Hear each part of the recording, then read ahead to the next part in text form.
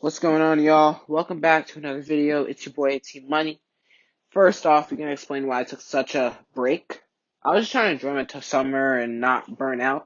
Now that we got that out of the way, let's get into the video. Remember, you gotta like, subscribe, and turn on the noties. It's not that hard, guys.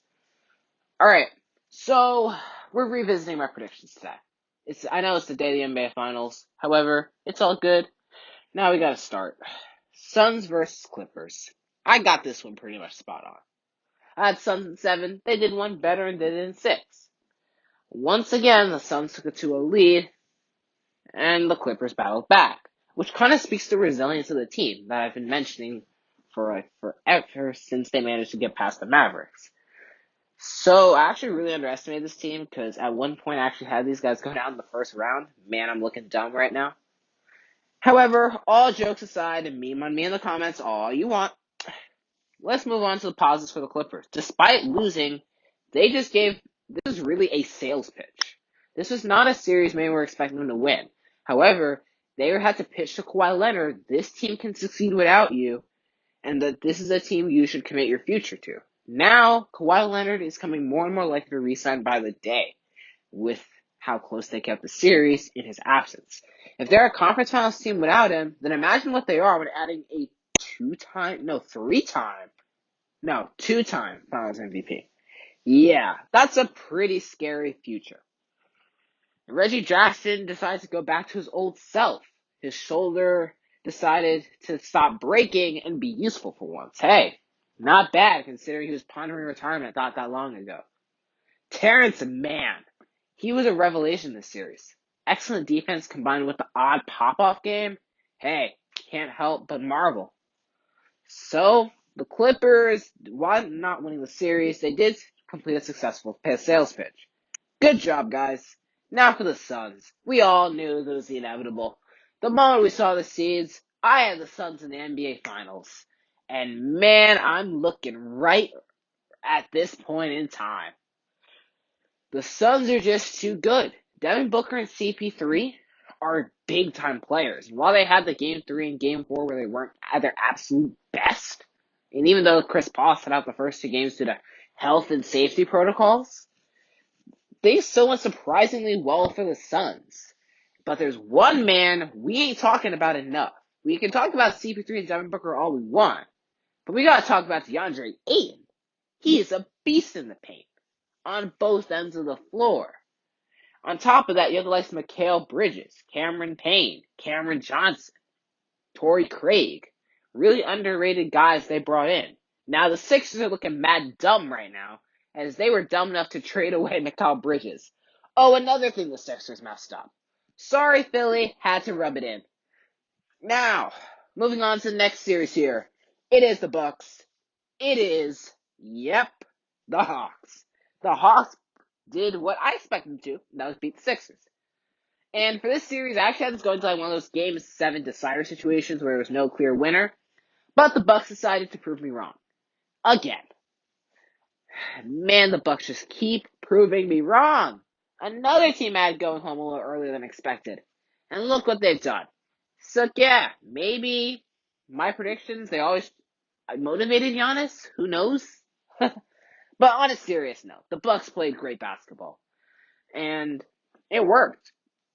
Chris Middleton decided to be a good quality star player for a little bit, and they just confirmed they truly have a big 3 as the other 2 guys are able to step up.